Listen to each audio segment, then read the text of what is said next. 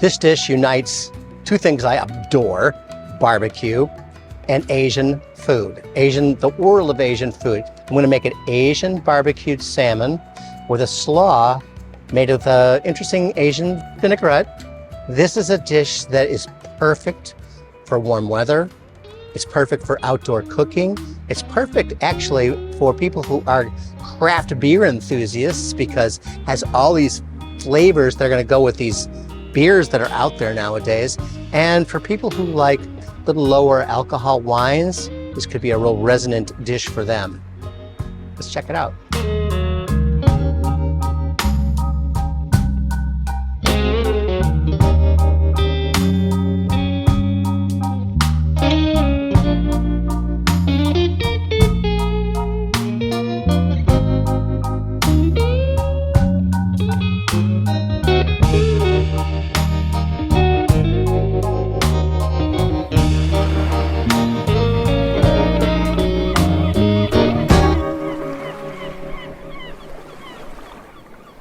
The thing we're going to start with is the barbecue sauce. This is the homemade barbecue sauce that's been in the family, the married family for me, because this came over from my wife's family. Her father, Irv, made homemade barbecue sauce, and we all adored it. And this is barbecue sauce that we use for burgers and ribs, but I wanted to do an Asian version. This ingredient here looks like it might be pronounced kecap menis, but it's actually ketchup menis. It's used in Thai cooking quite a lot. This is ponzu, which is a citrus-based sauce, and this is soy sauce. So this becomes, with that base of barbecue sauce and 3 other ingredients, that's all, and you can buy those 3 ingredients at any Asian market. And I love it when you tell me that you've gone to these Asian markets and seen the different things that are out there in the world. This is exactly how I've learned. I mean, I didn't stage underneath some amazing Chinese chef, or I didn't have a chance to travel Malaysia, Thailand, and all these countries. I just learned a lot by going to the markets and talking to the people who are shopping there too. You can set the barbecue sauce aside, put the barbecue brush in there. Now we're going to go ahead and put together the dressing for the slaw. This is not extra virgin olive oil. This is a pure olive oil. I didn't want the extra virgin olive oil in this case because it's a little bit more forward for the ingredients that we have in hand, mask the papaya and the other delicate things. So a pure olive oil is fine and good. A little vinegar, rice wine vinegar, sesame oil, just a little bit. This is an oil you should have in your pantry if you don't already. It's magic. Even to the most basic vinaigrette you have, your house vinaigrette, a little tablespoon of that is dynamite. Really, really lovely. And this is honey. And of course it's sticking a little bit, so just get it out of there. And we'll mix this up. And we'll get a little bit of pepper. You know, vinaigrettes are something that I think people have forgotten how to make. And you just made one, or we just made one, right? But vinaigrettes give such a kind of a lightness to the dish, but also deep flavor. And there's a million different ways with vinaigrettes. I have a small, like, army of vinegars that I have at the house, and I love each one of them. Experiment, play with them, but really the most important thing, make some. You are spending a lot of money at the store if you buy vinaigrette. Buy a good vinegar, buy a good olive oil, make vinaigrette, you'll save money. So there's our dressing right there. Now I've got the ingredients here that I'm going to go ahead and put into it. The red onion, of course, it's, you know, it's a little strong, so we can go ahead and get that in the oil right away. Scallions in that onion family. One thing about a slaw you always want to rely on is the diversity of colors. Not only the flavors, but the colors of the dish are really important. Red and yellow bell pepper, I've taken all the stem and seeds out. And now I can begin to sort of work the dressing around. And this is peeled jicama. Jicama is sometimes referred to as a Mexican radish. It's as big like a baseball or a softball. And you just take the exterior bark, if you will, off of it. And then you have that pure amount of food, this radish-like food. If you snap it, crunchy, like an apple. When I first saw this, I was working in a kitchen, and there was a man from Mexico who was working with us. He was so excited, and I said, I've never seen it before. What is it? And so I asked the guy, and he's actually washing dishes. And he said, jicama. And then he showed me how to work a little bit of lime and a little bit of salt onto the jicama we had that day. And was like, okay, now I know jicama. Mixing this around. We want the dressing on the vegetables like this before we even begin to cook the fish, because the vinaigrette is going to help deepen the flavors of the veg and the fruit. Here's our papaya. I've just taken the seeds out, cut off this end, and you can peel it however which way you want, but whenever you're peeling vegetables or fruit, it's always good to try and find a flat surface like this so that it is stationary when you put your knife to it. And that's what this is. So I'm just going to take that skin off. You know, you see the bumps and the sort of dark parts? That's actually the papaya becoming ripe. The sugars are converted within the fruit as it ripens and come to the outside of it like a banana does. So when you get a papaya at home, don't put it in the refrigerator. Leave it on the counter, maybe with a toweling underneath it, just to absorb any bit of anything that's going on, and let it get kind of dimpled and show that discoloration, because that makes the papaya reach that place of sweetness, which makes it so much more refreshing and luscious. I don't want to dice it. I want to like leave it into some more whole pieces like this, because I can appreciate the look and the color of it by leaving it a little bit large. And I'm going to serve this with a fork and knife with the fish. So they'll be able to cut it, your guests, your friends will be able to cut it and be able to see the beautiful variations that go on into a slaw. So just get all the papaya in there. And then again, we're going to mix it up. And because we're going to have this within, let's say 30 minutes, we don't have to refrigerate it. If you were going to make this in the morning or early afternoon for a dinner, you would refrigerate this covered. But now we don't. The flavors are going to get a lot more interesting as the vinegar is going to be a catalyst on this. I wanted to see where I was with the salt and pepper. That's why I'm tasting right now. And again, just a little bit more. We season in stages. We create this sort of staircase of seasoning. Season in the beginning, season in the middle, season in as you get a little further in. Okay, perfect. So let's move on to the salmon. Now, there's a lot of talk about farm-raised salmon. And there is some good farm-raised salmon, don't get me wrong. But when I go to the market, 90% of the time, I'm looking for wild, harvested, wild-caught salmon. Why? Because out there in the wild, that water is pristine, whereas in some kind of tanks or pens, those fish are like too close to each other, and it's not as elegant in terms of the flavors of the fish. All right, you saw me score the fish going through the skin, and the reason we do this is because it helps the texture of the fish and helps me get some seasoning inside this fish. Salmon, part of the reason it's so prized is because of that great fat that runs through it.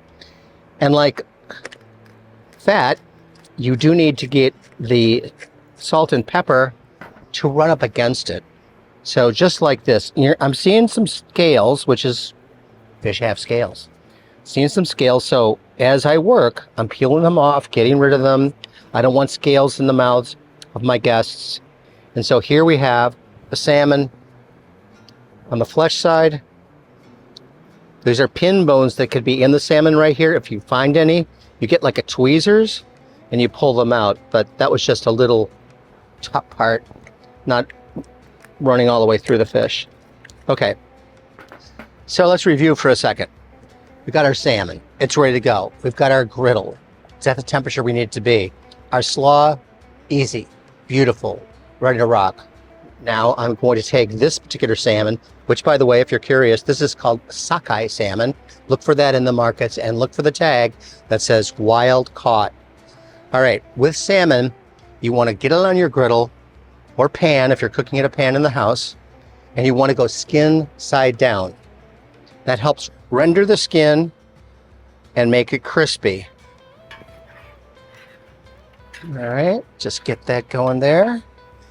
This side is off, so I'm going to go ahead and put my fish down. Leave it alone. Let it be. That way it's not going to stick on you. You're not going to take the spatula and get into an argument with your fish. Just let it be. Salmon's going to know how to release. It's magic. These things are great tools when they're not 900 degrees. And they're called a chef's press. And what you do is you just put this on the fish like so. And what it does, I like this particular model because you can overlap them like that. And what that does is it prevents the salmon from buckling. With the skin on the fish, we've definitely made it to where it's less likely, because by slashing the skin, it's not going to buckle, kind of turn up. Other fish, other species, lots of them will do the same thing, whether grouper, snapper, or salmon, it's going to buckle if you don't put a little weight on it.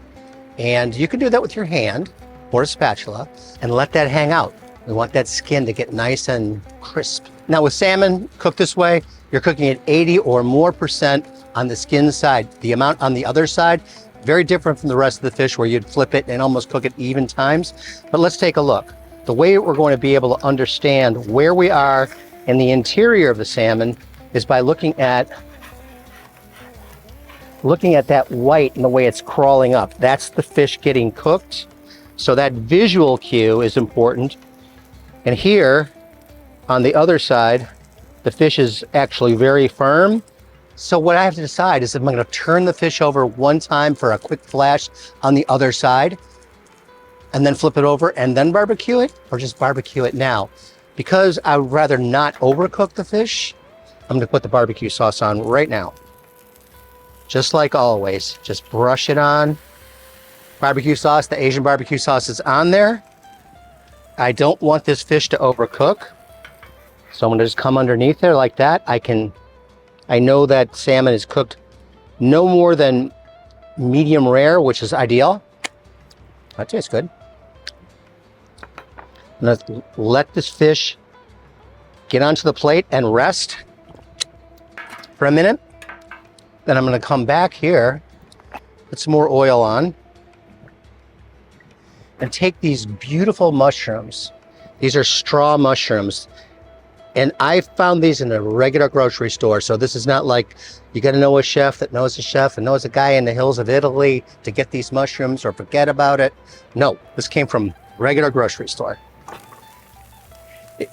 The key to so much of this is to go in with an open mind. Don't go in there with a mindset like, oh, this salmon dish will not be any good unless I have that specific mushroom. That's not the case. You could use some shiitake mushrooms. You could use some button mushrooms, cremini mushrooms. The thing about mushrooms, I think that's really important to learn, is that they hold this water, and so they benefit not from sitting in a pan with a bunch of other mushrooms on top of them. They benefit from like being spread out. So they get crispy, more caramelized, and the flavor of the mushroom is much more intense, much more dramatic.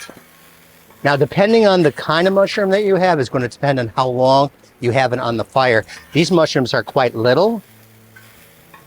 If you wanted to, you could create a little steam effect, but the mushrooms, I'm not going to do that because of, like we already talked about. We talked about the water that's within them, just like so. I want them to get a little bit more cooked. So what I'm going to do is I'm going to get my slaw, get it working. Got enough here for probably 4 orders of salmon versus this one that's here right now.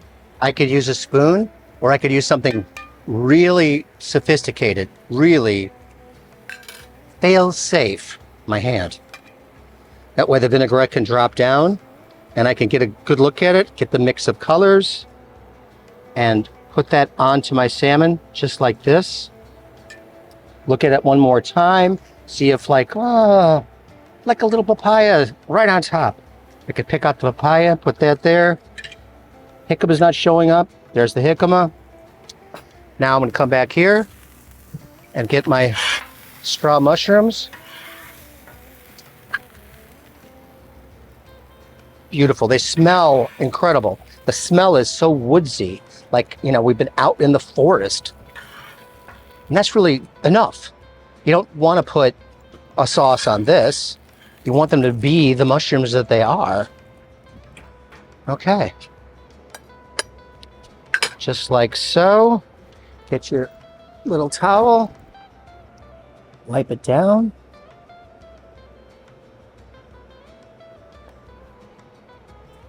You want to taste it, make sure that the salt and pepper's right. It's cool. I mean, I had no idea that this was going to be my dish in regards to the mushrooms. I knew that I wanted to do the Asian barbecue salmon. I knew that I wanted to do the papaya jicama slaw. But when I saw the mushrooms in the market, that stopped me in my tracks. And I thought about the character of this dish. What is this dish telling me? There's so many times when I see people create a dish and you get lost in the fact that they've done this Asian thing and this Italian thing and this Norwegian thing, and it's all over the globe. No, you want to try and create something that's identifiable and maintains its character, maintains its identity. And this does that. So make your choices based upon what is the identity of this food? Where is it coming from? What's the story it's telling? What does it convey? In this case, an Asian barbecue salmon. Even if you take one part of this recipe and do that one part, I hope you will choose the Asian barbecue part first. 4 or 5 ingredients, it's it. You put that on fish, you put that on chicken, you put that on pork. We'll have something new in your repertoire, which is what this show is all about. Finding little things at a time. One part of a dish that I can teach you, I'll be a very happy man.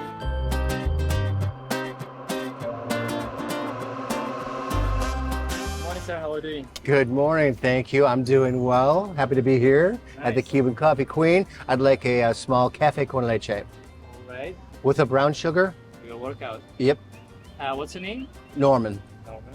Yeah. Thanks. So when you come to Key West, it's inescapable and huge to find the Cuban influences, as did I and Janet when we first arrived here in '73. I had no knowledge of the place that I was coming to, but soon I would by tasting it, by being here, by letting the locals educate me. And so slowly over the course of 3 years, 4 years, 5 years, I began to become this chef that integrated the flavors of Cuban food and as well as Bahamian food, the other influences that are here, with a broadly American cuisine, and that became fusion. All that being said, to quote the great Ferris Bueller, life moves pretty fast. If you don't stop to look around, you just might miss it.